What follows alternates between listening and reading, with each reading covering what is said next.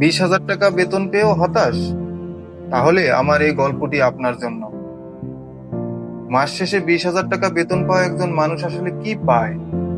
সচ্ছলতা নাকি একরাশ দীর্ঘশ্বাস? মাসের 10 তারিখ পার হতেই যখন বাজারের তালিকায় কাটছাঁট করতে হয়, তখন নিজেকে অপরাধী মনে হয় না?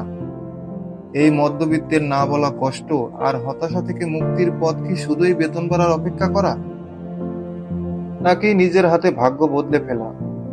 আজকের ভিডিওতে আমি আমার জীবনের এমন এক কঠিন সত্যি শেয়ার করব, যা শুনলে হয়তো আপনার হারানো সাহসটা আপনি ফিরে পাবেন।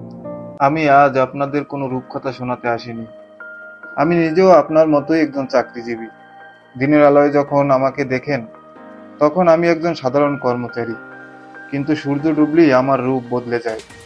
চাকরি শেষে যখন সবাই বাড়ি ফিরে বিশ্রাম নেয়, আমি তখন বসি এই ফুটপাতে, মোবাইল গ্যাজেট নিয়ে। হ্যাঁ, আপনি ঠিকই শুনেছেন। যে হাত দিয়ে কলম ধরি, সে হাত দিয়েই ফুটপাতে মাল সাজাই। নিজের কোনো আলো নেই, রাস্তার ল্যাম্পপোস্টের আলোই আমার ভরসা। কেন করি জানেন? কারণ আমি বুঝে গেছি, শুধু একটা বেতনের উপর ভরসা করে থাকা মানে হলো নিজের স্বপ্নগুলোকে সিন্ধুকে বন্দি রাখা। 15 থেকে 20,000 টাকা বেতনের সংসার চালানো বর্তমানে বাজারে যুদ্ধের সমান। এই যুদ্ধে টিকে থাকতে হলে আপনার একটি ঢাল দরকার, আর সেই ঢাল হলো সাইড ইনকাম।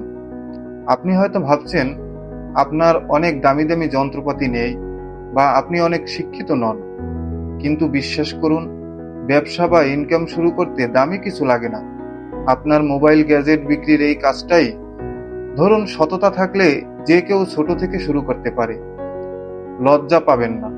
সৎ পথে লড়তে গিয়ে হাত নোংরা হওয়াটা কোনো পাপ নয়, বরং ঘরে বসে অলস সময় পার করাটা অপরাধ।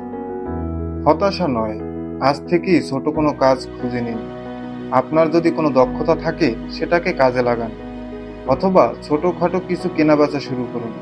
মনে রাখবেন, ফুটপাতের এই অন্ধকার থেকে একদিন আমার উজ্জ্বল দিন আসবে, আর আপনারও আসবে। আমরা যারা সাধারণ মানুষ, আমাদের লড়াইটা আমাদেরকেই লড়তে হবে।